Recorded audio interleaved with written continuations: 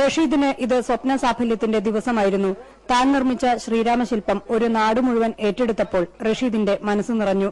അന്തിക്കാട് കാർത്യായനി ക്ഷേത്രത്തിലെ മേൽശാന്തി നിലവിളക്ക് തെളിയിച്ചപ്പോൾ ഈ മുസ്ലിം ചെറുപ്പക്കാരൻ നിർമ്മിച്ച ശില്പം തൃപ്രയാർ ശ്രീരാമക്ഷേത്രത്തിലേക്ക് യാത്ര തുടങ്ങി. ഒരു മതസൗഹാർദ്ദം നല്ലൊരു രീതിയിൽ നമുക്ക് മനുഷ്യന്മാരായി ജീവിച്ചു പോകണം എന്നുള്ള ഒരു ആഗ്രഹത്തോടു കൂടിയാണ് ഞാനിത് ചെയ്യുന്നത്.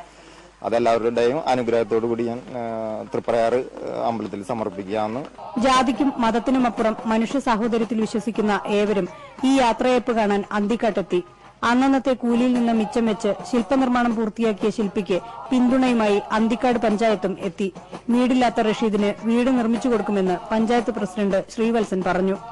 കൂടുതൽ മേന്മയുണ്ടാക്കുന്നതിനു വേണ്ടി പഞ്ചായത്തിന്റെ ഭാഗത്ത് നടപടികളുണ്ടാവും. അദ്ദേഹത്തിന് വീടില്ലാത്ത വാടകയ്ക്കാണ് താമസിക്കുന്നത്. അദ്ദേഹത്തിന് വീട്